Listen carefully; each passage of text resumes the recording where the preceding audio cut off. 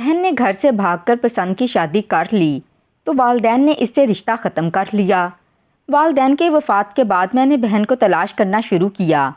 مجھے اس کے گھر کا پتہ مل گیا تھا۔ ایک روز چہرہ ڈھانپ کر اس کے گھر جا پہنچا۔ پورے 15 برس بعد میں اپنی بہن کو دیکھنے والا تھا۔ دل دھک دھک کر رہا تھا۔ گھر کا دروازہ کھلا تھا۔ میں نے دروازہ دھکیلا۔ سامنے کا منظر دل دہلا دینے والا تھا۔ میری بہن صحن میں بیٹھی تھی اور اس کے پیروں میں۔ میرا نام علی ہے اور میری بہن کا نام سونیا تھا۔ وہ مجھ سے عمر میں کافی بڑی تھی، اسی لیے اس نے ہمیشہ مجھے ماں جیسا پیار دیا۔ میرے بچپن سے لے کر اس کی جوانی تک میں نے ماں کا لمس سونیا کی گود میں محسوس کیا تھا۔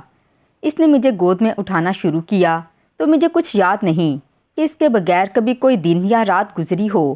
جب میں بھوکا ہوتا تو وہ خود کھانا چھوڑ کر مجھے کھلاتی تھی۔ جب مجھے پیسے کی ضرورت ہوتی تھی تو وہ اپنے اسکول کالج کے بچائے ہوئے پیسے میرے ہاتھ پر رکھ دیتی تھی۔ جب مجھے ڈانٹ پڑتی تھی یا اسکول میں نمبر کم آتے تھے تو وہ ماں بن کر مجھے تھپک کر سلاتی تھی اور کہتی تھی کہ اگلی بار میں تیرے ساتھ بیٹھ کر تیرا کام کرواؤں گی۔ میری سونیا باجی صرف ایک بہن نہیں تھی، وہ میرے لیے ماں بھی تھی، باپ بھی تھی، دوست بھی تھی اور ایک ایسا سایہ تھی جو ہر وقت میرے ساتھ چلتا تھا۔ میری سونیا باجی بچپن سے ہی سب میں نمایاں تھیں۔ وہ خاندان کی سب سے خوبصورت لڑکی کہلاتی تھی۔ اس کی آنکھیں بڑی بڑی تھیں، بال لمبے اور گھنے تھے، رنگ دودھ جیسا سفید تھا، بات کرنے کا انداز ایسا کہ ہر سننے والا اس کا گریدہ ہو جاتا۔ وہ جب چھوٹی تھی تو ماں اسے چاند کہتی تھی اور محلے کی عورتیں دعائیں دیتی تھیں کہ ایسی بیٹی سب کو ملے۔ تعلیم میں بھی اس نے ہمیشہ بہترین کارکردگی دکھائی اور اسکول، کالج، یونیورسٹی ہر جگہ وہ نمایاں رہی۔ خاندان میں جب بھی کسی کو اپنی بیٹی کا کوئی رول ماڈل چاہیے ہوتا تو وہ سونیا کی مثال دیتا تھا۔ ماں اور ابو کو اس پر بہت فخر تھا اور وہ کہا کرتے تھے کہ بیٹی ہو تو سونیا جیسی ورنہ نہ ہو۔ باجی ہر قسم کے کھانے بنانا جانتی تھی، اسے روایتی پکوان بھی آتے تھے اور نئی نئی ڈشز بھی وہ بناتی تھی تو محلے کی عورتیں بھی اس سے پوچھنے آتی تھیں کہ یہ کیسے بنایا۔ باجی نے اپنے خواب دیکھے تھے، وہ ایک ڈاکٹر بننا چاہتی تھی اور ماں باپ بھی اس کی پڑھائی میں دلچسپی رکھتے تھے۔ لیکن پھر ایک دن کچھ ایسا ہوا کہ سب کچھ بدل گیا۔ ایک دن دروازے پر محبت نے دستک دی اور باجی نے اس محبت کی آواز سن لی تھی۔ وہ کوئی غلط لڑکی نہیں تھی، اس نے کبھی کوئی غیر اخلاقی حرکت نہیں کی تھی، لیکن وہ محبت کر بیٹھی تھی کیونکہ دل تو انسان کا کمزور ہوتا ہے اور جب کوئی سچے دل سے کسی کو دیکھتا ہے تو اس کا دل بے اختیار دھڑکنے لگتا ہے۔ باجی کا دل بھی اسی طرح بے اختیار دھڑکنے لگا تھا اور اس نے جس سے محبت کی تھی وہ بھی اس سے سچی محبت کرتا تھا۔ وہ لڑکا ہمارے خاندان کا نہیں تھا، وہ کسی اور برادری سے تھا، لیکن وہ پڑھا لکھا تھا، سمجھدار تھا، محنتی تھا اور سب سے بڑھ کر وہ باجی کا خیال رکھتا تھا۔ اور جب باجی نے مجھے بتایا کہ وہ کسی کو پسند کرتی ہے تو میں چونک گیا، لیکن اس کے چہرے کی مسکراہٹ دیکھ کر مجھے اندازہ ہو گیا تھا کہ وہ سچ بول رہی ہے۔ پھر ایک دن اس نے امی ابو کو بھی بتا دیا کہ وہ ایک لڑکے کو پسند کرتی ہے اور اس سے شادی کرنا چاہتی ہے۔ لیکن یہ بات سن کر تو ابو کو غصہ آ گیا۔ انہوں نے باجی کو تھپڑ دے مارا اور اماں نے کہا کہ ہمارے خاندان میں آج تک کسی لڑکی نے پسند کی شادی نہیں کی اور نہ ہی کبھی کرے گی۔ اگر اس نے شادی کی تو سارا خاندان بدنام ہو جائے گا، لوگ ہمیں طعنے دیں گے، برادری والے باتیں کریں گے، ہمیں مار ڈالیں گے۔ باجی نے امی ابو کو سمجھانے کی بہت کوشش کی کہ وہ غلط لڑکا نہیں ہے، وہ سچا اور شریف ہے، وہ باجی سے نکاح کرنا چاہتا ہے، لیکن اماں ابا نے تو اس کی ایک نہ سنی۔ باجی روز روتی تھی اور مجھے بھی رلاتی تھی۔ میں چھوٹا تھا، ان باتوں کو مکمل طور پر سمجھ نہیں سکتا تھا، لیکن اتنا ضرور جانتا تھا کہ میری بہن پریشان ہے اور جب کوئی انسان اپنے دل کی بات نہ کہہ سکے تو وہ اندر ہی اندر ٹوٹنے لگتا ہے۔ ابو نے امی سے کہا تھا کہ باجی کی جلدی سے شادی کروا دیتے ہیں تاکہ یہ کسی اور غلط قدم کی طرف نہ چلی جائے اور گھر سے نہ بھاگ جائے۔ امی نے بھی ابو کی بات سے اتفاق کیا اور کہا کہ اس کی شادی جلدی سے کرنی ہوگی۔ انہوں نے باجی کے لیے ایک بہت اچھا رشتہ تلاش کر لیا۔ وہ رشتہ ایک امیر گھر سے آیا تھا، لیکن وہ لڑکا باجی کی پسند کے برعکس تھا۔ اس کا انداز مغرور تھا، شکل عام سی تھی، تعلیم میں بھی پیچھے تھا، لیکن ابو نے کہا تھا کہ ہمیں اپنی عزت بچانی ہے ہمیں لڑکے کی خوبیاں یا خامیوں سے غرض نہیں۔ باجی نے امی ابو سے کہا تھا، اگر آپ میری بات نہیں مانتے تو میں آپ کی بات کیوں مانوں؟ میں شادی کرنا ہی نہیں چاہتی، کیونکہ جس سے میں شادی کرنا چاہتی ہوں وہ آپ کو پسند نہیں، وہ آپ کو قبول نہیں، اور جس سے آپ میری شادی کروانا چاہتے ہیں وہ مجھے پسند نہیں، وہ مجھے قبول نہیں۔ لیکن امی ابو نے تو اس کی ایک نہ سنی۔ جب بھی باجی کچھ کہتی تو امی ابو اس پر ہاتھ اٹھا دیتے تھے۔ ایک دن میں نے امی کو روکا کہ آپ باجی کو نہ ماریں، تو انہوں نے مجھے بھی تھپڑ دے مارا اور کہا کہ تو بیچ میں نہ بول، تو ابھی بچہ ہے، ایک سائیڈ پر ہو جا۔ مجھے بہت دکھ ہوا تھا۔ میری باجی جو سب کی آنکھوں کا تارا تھی، آج اپنے ہی ماں باپ کے سامنے بے بس ہو گئی تھی۔ وہ جو بچپن سے میری ماں تھی، آج خود اپنی ماں سے مار کھا رہی تھی اور کچھ بھی بول نہیں رہی تھی، صرف روتی تھی اور دیوار کی طرف دیکھتی رہتی تھی۔ میں اس کا چہرہ دیکھتا تو میرا دل کرتا کہ میں سب کچھ کر سکوں، لیکن میری عمر ابھی چھوٹی تھی اور میرا اختیار محدود تھا۔ پھر ایک دن امی نے باجی کو کہا کہ صبح تیرا نکاح ہے، ہم نے سب انتظام کر لیا ہے اور تو کچھ نہیں بولے گی۔ اس دن باجی نے کچھ نہ کہا، صرف خاموش رہی۔ وہ کمرے میں بیٹھی رہی اور اپنی سہیلی کی دی ہوئی چٹھی کو پڑھتی رہی، جو شاید اس لڑکے کی طرف سے آئی تھی جسے وہ پسند کرتی تھی، اور میں دروازے کی اوٹ میں کھڑا دیکھتا رہا کہ میری باجی جو ہر کسی کو خوشیاں دیتی تھی، آج خود اپنے خوابوں کی لاش پر بیٹھی تھی۔ اس کے چہرے پر وہ چمک نہیں تھی جو پہلے ہوتی تھی، اس کی آنکھوں میں بھی وہ چمک باقی نہ رہی جو پہلے سب کو دیوانہ کر دیتی تھی۔ اس کے ہونٹوں پر بھی مسکراہٹ نہیں تھی، وہ صرف خاموش تھی، اور اس خاموشی نے میرے دل کو دہلا کر رکھ دیا تھا۔ میں ساری رات سو نہ سکا تھا۔ مجھے بار بار وہ لمحے یاد آ رہے تھے جب باجی نے مجھے گود میں لیا تھا، جب وہ مجھے کھلاتی تھی، جب وہ میرے لیے نئے کپڑے سیتی تھی، اور اب وہی باجی صبح کسی اور کے نکاح میں دی جانے والی تھی، نہ اپنی مرضی سے نہ اپنی خوشی سے، صرف اپنے ماں باپ کی عزت کے لیے اور اس برادری کی ناک کے لیے جو کبھی ہماری غربت کا مذاق اڑاتی تھی۔ اور مجھے اس سب پر غصہ آ رہا تھا، لیکن میں کچھ نہیں کر سکتا تھا کیونکہ میں چھوٹا تھا اور کمزور تھا۔ اور سچ یہ ہے کہ میں اس دن ٹوٹ گیا تھا کیونکہ میری باجی ٹوٹ گئی تھی۔ لیکن صبح ہوئی تو گھر میں شور مچ چکا تھا کیونکہ میری بہن گھر پر موجود نہیں تھی۔ مجھے تو پہلے پتہ ہی نہیں چلا کہ کیا ہو رہا ہے۔ پھر کسی نے کہا کہ تیری بہن بھاگ گئی ہے۔ میں نے کہا کہاں بھاگ گئی ہے؟ انہوں نے کہا کہ کسی کے ساتھ بھاگ گئی ہے۔ محلے سے کوئی بھی لڑکا غائب نہیں تھا۔ میری بہن پتہ نہیں کس لڑکے کے ساتھ گئی تھی۔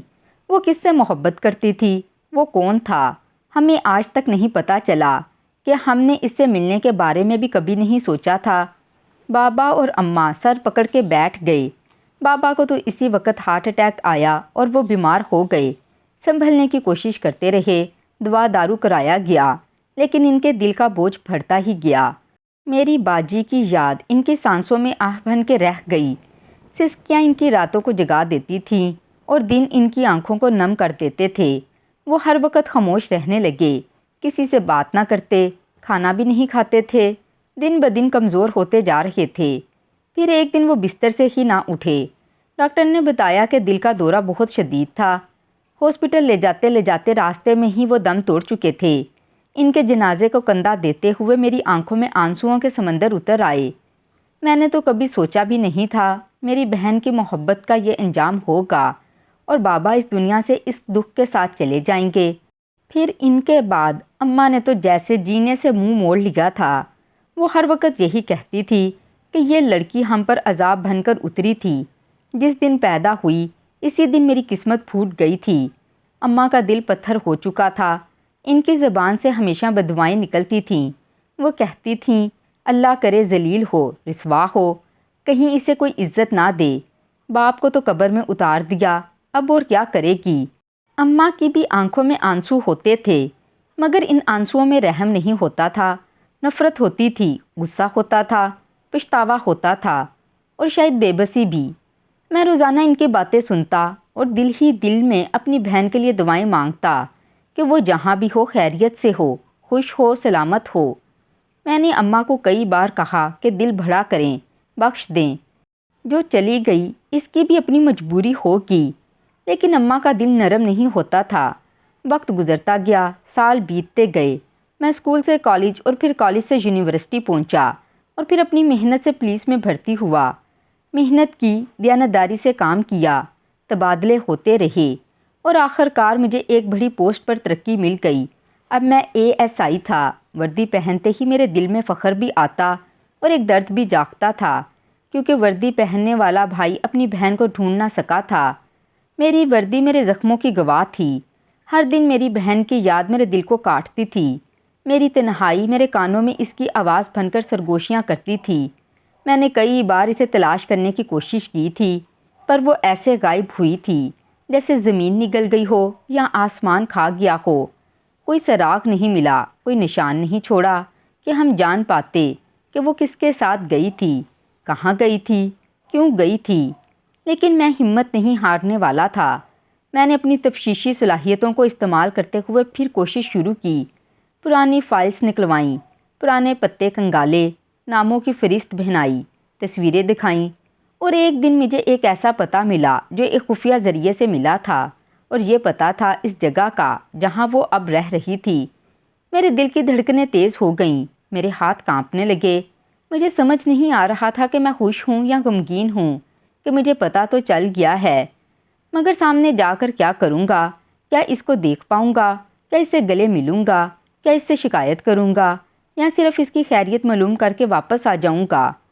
میں نے خود کو سنبھالا، اپنی وردی پہنی، گاڑی نکالی اور اس ایڈریس پر جانے کا فیصلہ کیا۔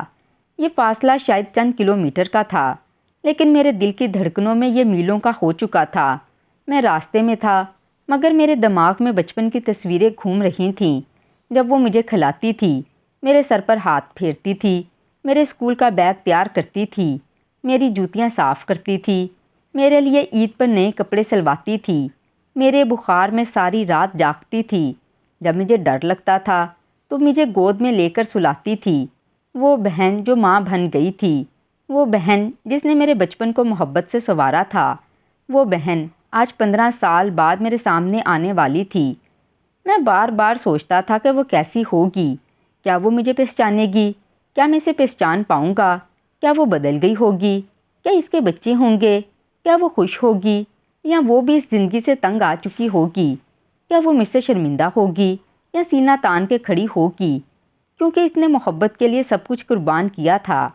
میں نے گاڑی روکی اور اس پتے پر پہنچا۔ دروازہ کھٹکھٹایا، دل کی دھڑکنوں کی آواز میرے کانوں میں گونج رہی تھی، قدم لڑکھڑا رہے تھے، پسینہ میری پیشانی سے بہہ رہا تھا۔ دروازہ آہستہ سے کھلا۔ جب دروازہ کھلا تو دروازہ ایک بچے نے کھولا۔ میں نے اپنی بہن کا نام لیا کہ وہ کہاں ہے، تو وہ کہنے لگا کہ مجھے نہیں پتا، اور وہاں سے بھاگ گیا، لیکن دروازہ کھول کے چلا گیا۔ اب میں اندر جاتا یا نہ جاتا، لیکن میں نے دروازے سے جب اندر جھانکا تو منظر ہی ایسا دیکھا کہ حیران رہ گیا۔ بھاگتا ہوا اس طرف گیا۔ میری بہن صحن میں چارپائی کے ساتھ رسی کے ساتھ بندھی ہوئی تھی۔ اس کے بالوں میں چاندی اتر آئی تھی، جبکہ ابھی اس کی عمر اتنی زیادہ نہیں تھی۔ وہ بہت زیادہ پریشان لگ رہی تھی۔ مجھے دیکھا تو کہنے لگی کہ تم کون ہو؟ میں نے کہا میں آپ کا چھوٹا بھائی۔ تو وہ کہنے لگی کہ میرا چھوٹا بھائی کوئی نہیں، میرا چھوٹا بھائی تو بہت دور رہتا ہے۔ میں نے کہا باجی میں ہوں، میں آ گیا ہوں۔ جب میں نے کہا کہ میں آ گیا ہوں تو وہ اچانک سے پھوٹ پھوٹ کر رونے لگی، میرے گلے لگ گئی۔ میں حیران رہ گیا۔ میں نے کہا کس کی جرأت ہے آپ کو یہاں باندھ کے رکھنے کی؟ میں نے ان کو گلے سے لگایا، جلدی جلدی رسی کھولی، ان کو چارپائی پہ بٹھایا اور پوچھا کہ یہ کیا ہو رہا ہے۔ ان کی آنکھوں سے آنسو بہہ رہے تھے۔ وہ مسلسل میری طرف دیکھ رہی تھیں، جیسے یقین نہیں آ رہا ہو کہ میں ان کے سامنے بیٹھا ہوں۔ میری انگلیوں نے ان کی کلائیوں پر بندھی رسی کے نشان چھوئے تو میں کانپ گیا۔ ان کے ہاتھوں پر پرانے زخموں کے نشان تھے، جن میں کچھ ابھی تازہ بھی لگ رہے تھے۔ ان کے چہرے پر اداسی کی پرانی جھریاں ابھر چکی تھیں، ان کی ہڈیاں نمایاں ہو چکی تھیں، جیسے کئی دنوں سے بھرپور کھانا نہ کھایا ہو۔ میں نے چارپائی کے پاس پڑے مٹکے سے پانی نکالا، گلاس میں ڈالا اور ان کو دیا۔ انہوں نے کانپتے ہاتھوں سے پانی پیا اور مجھے دیکھا جیسے برسوں کی پیاس بجھ گئی ہو۔ میں نے کہا کہ باجی یہ سب کیا ہے؟ آپ کو کس نے باندھا تھا؟ آپ یہاں کیسے آئیں؟ انہوں نے ایک لمبی سانس لی اور کہا تم بہت بدل گئے ہو میرے بھائی، اب تم بڑے ہو گئے ہو، وردی میں بہت اچھے لگ رہے ہو، لیکن افسوس کہ اس وردی کی طاقت بھی مجھے بچا نہیں سکے گی۔ میں نے کہا، آپ مجھے بتائیں کہ یہ سب کس نے کیا ہے؟ میں کسی کو نہیں چھوڑوں گا۔ میں قسم کھاتا ہوں کہ آپ پر ظلم کرنے والے کو جیل میں ڈال دوں گا۔ انہوں نے کہا، تم بیٹھو، میں تمہیں سب کچھ بتاتی ہوں۔ اور تھوڑے وقفے کے بعد وہ بولنا شروع ہوئیں۔ ان کی آواز میں رکاوٹ تھی، جیسے لفظ حلق سے باہر آنا ہی نہیں چاہتے ہوں، لیکن وہ بولی اور میں سنتا گیا۔ ایک ایک لفظ میرے دل میں خنجر کی طرح پیوست ہوتا گیا۔ اس نے کہا، اس کی زندگی میں ایک شخص آیا تھا، نام پرویز۔ وہ اسی محلے میں رہتا تھا اور روزانہ کی ملاقاتوں نے رفتہ رفتہ دوستی کو محبت میں بدل گیا۔ پرویز بہت وعدے کرتا تھا، خواب دکھاتا تھا اور کہتا تھا کہ وہ اسے اپنی دلہن بنائے گا۔ وہ بھی خوابوں کے جال میں الجھ گئی، لیکن امی ابو کبھی اس رشتے پر راضی نہیں ہو سکتے تھے۔ اسی لیے جب پرویز نے بات کی تو وہ ڈر گئی اور انکار کر دیا۔ لیکن ایک دن اس کا قریبی دوست آ گیا۔ اس نے آ کر کہا کہ پرویز اسٹیشن پر اس کا انتظار کر رہا ہے اور چاہتا ہے کہ وہ دونوں کہیں دور جا کر نکاح کر لیں تاکہ بعد میں سب کچھ سنبھال لیا جائے۔ وہ کہتی ہے کہ میں نے اسے منع کیا کہ میں بھاگنا نہیں چاہتی، مجھے ڈر لگتا ہے، پر وہ بار بار کہتا رہا کہ کوئی اور راستہ نہیں، اگر آج نہ گئی تو کل تمہاری شادی کسی اور سے کر دی جائے گی اور پھر پرویز تمہیں کبھی نہیں ملے گا۔ میں بہت پریشان ہو گئی، سوچنے لگی کہ اگر صبح امی ابو نے میری شادی کسی اور سے کر دی تو میرے سب خواب ختم ہو جائیں گے۔ وہ شخص بار بار یقین دلاتا رہا کہ پرویز اسٹیشن پر میرا انتظار کر رہا ہے۔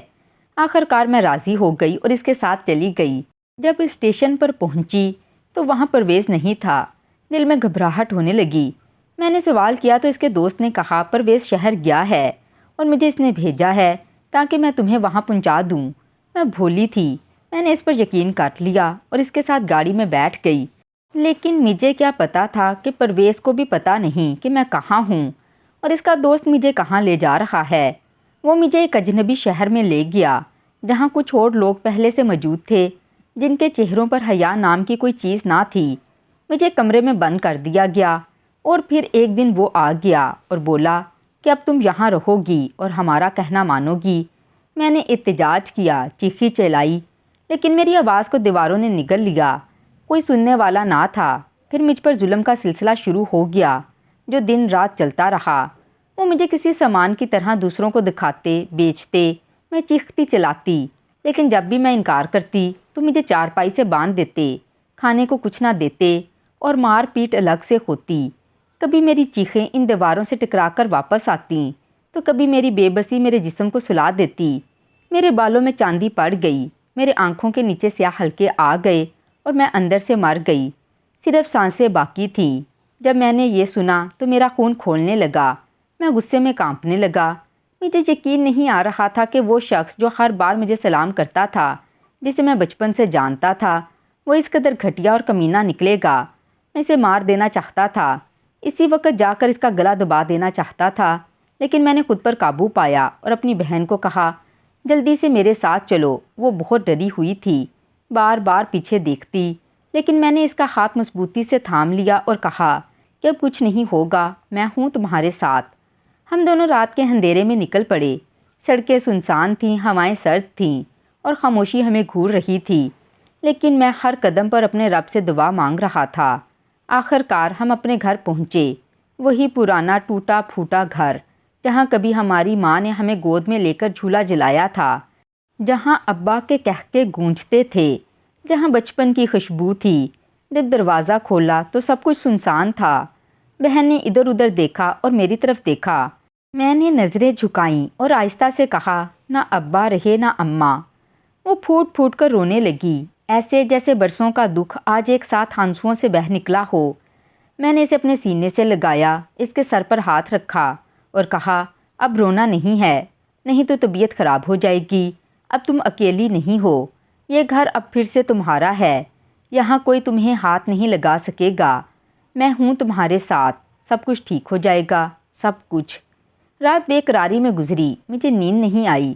دل میں ایک ہی بات تھی کہ میری بہن کے ساتھ جو ظلم ہوا ہے وہ یوں ہی نہیں چھوڑا جا سکتا۔ میں نے صبح ہوتے ہی وردی پہنی۔ راستے بھر بہن کے زخم یاد آتے رہے، دل دکھتا رہا۔ پولیس اسٹیشن پہنچا، تھانہ انچارج سے ملا، تفصیل سے سارا واقعہ بتایا، بہن کے ساتھ ہونے والے مظالم کی کہانی سنائی۔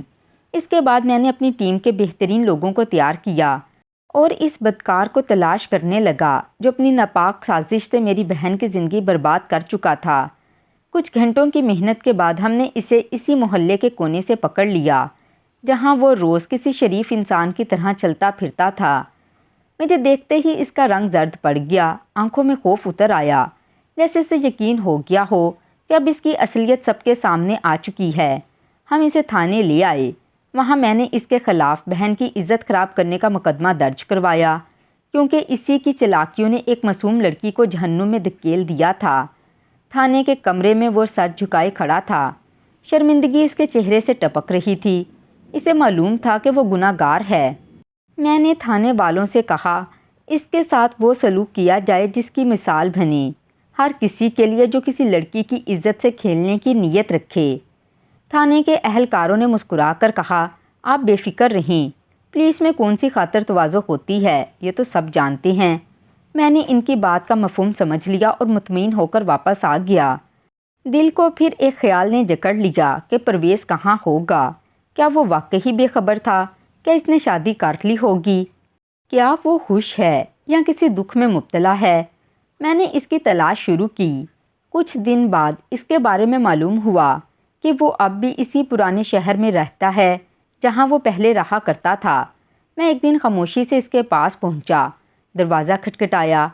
وہ باہر آیا، مجھے دیکھا تو تھوڑا سا پریشان ہوا لیکن پھر مسکرایا۔ میں نے اسے بیٹھنے کو کہا، چائے منگوائی اور پوچھا کہ تم نے اب تک شادی کیوں نہیں کی؟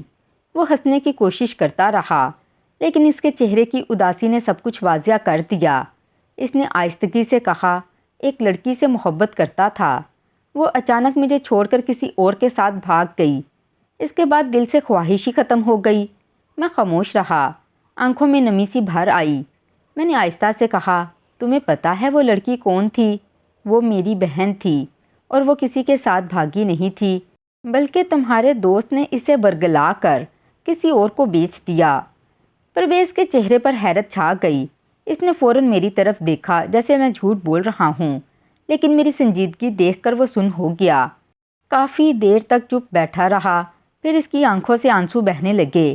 کہنے لگا میں نے تو ہمیشہ سمجھا تھا کہ وہ مجھے چھوڑ گئی، وہ تو میرے لیے سب کچھ تھی، لیکن میرے دوست نے میرے ہی پیار کو برباد کر دیا۔ پھر وہ ایک دم اٹھا جیسے اسے چین نہیں آ رہا ہو۔ وہ میرے گھر کی طرف بھاگا، دل میں بے چینی لیے جیسے کسی خواب کو حقیقت بنانا چاہتا ہو۔ وہاں جا کر میری بہن سے ملا، اس کا چہرہ دیکھتے ہی جیسے وقت ٹھہر گیا ہو۔ پرویز نے دھیرے سے پوچھا تم کہاں چلی گئی تھی؟ باجی نے آہستہ سے سب کچھ بتایا۔ پرویز کی آنکھوں میں شدید دکھ تھا، وہ بار بار اپنی آنکھوں کو مسلتا رہا جیسے یقین نہیں آ رہا ہو کہ جس لڑکی سے وہ محبت کرتا تھا وہ اتنا کچھ سہ چکی تھی۔ باجی کی باتیں سن کر وہ بھی بچوں کی طرح رونے لگا جیسے اس کی دنیا ہی ٹوٹ گئی ہو۔ پھر کچھ لمحے خاموشی میں گزرے۔ پرویز نے گردن اٹھائی اور بنا کچھ کہے بس نظریں نیچے رکھتے ہوئے کہا میں نکاح کرنے کو تیار ہوں۔ میں نے اس کے چہرے پر سچائی دیکھی اور وقت کی ٹھہری ہوئی تصویر کو ٹوٹتا ہوا محسوس کیا۔ میں نے بھی سر ہلایا اور اسی دن نکاح کے انتظامات کیے۔ نکاح کی تقریب سادگی سے ہوئی، گواہ بھی وہی محلے کے پرانے لوگ تھے جو کبھی پرویز کو لڑکی کے چھوڑنے کا طعنہ دیتے تھے، لیکن اب وہی لوگ گواہ تھے کہ اس نے اپنے پیار کو پا لیا۔ نکاح مکمل ہوا تو میری بہن کی آنکھوں میں خوشی کی روشنی جگمگا رہی تھی، وہی روشنی جو برسوں پہلے اس کی آنکھوں سے غائب ہو گئی تھی۔ پرویز نے اس کا ہاتھ تھاما اور کہا آج کے بعد تم کبھی تنہا نہیں رہو گی۔ مجھے دیکھ کر لگا کہ قدرت کبھی دیر ضرور کرتی ہے لیکن انصاف سے محروم نہیں رکھتی۔ میری بہن نے جس دکھ کو سینے میں دبائے رکھا، جس تکلیف میں چیختی رہی، آج اس دکھ کا انجام خوشی کی صورت میں اس کے سامنے تھا۔ میری آنکھیں بھر آئیں جب میں نے اپنی بہن کو دلہن کے لباس میں دیکھا۔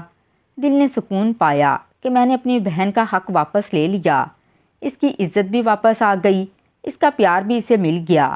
آج وہ دونوں ایک ساتھ خوش ہیں، ایک دوسرے کے سائے میں جیتے ہیں۔ پرویز اپنی غلطی کو سمجھ چکا تھا، اپنی محبت کو پا کر نادم بھی ہے اور شکر گزار بھی، اور میری بہن جس کے چہرے پر صدیوں کی تھکن تھی اب مسکراہٹ ہے۔ وہ دن بھر ہنستی ہے، بچوں کے ساتھ کھیلتی ہے، پرویز کے ساتھ بازار جاتی ہے۔ اس کے چہرے کی رونق دیکھ کر مجھے اپنی ماں یاد آ جاتی ہے، جو ہمیشہ کہتی تھیں کہ بیٹیاں سب کی سانجھی ہوتی ہیں، بیٹی کو رلانا گناہ ہوتا ہے۔ میں ہر رات جب ان دونوں کو ہنستے ہوئے دیکھتا ہوں تو میرا دل سکون سے بھر جاتا ہے۔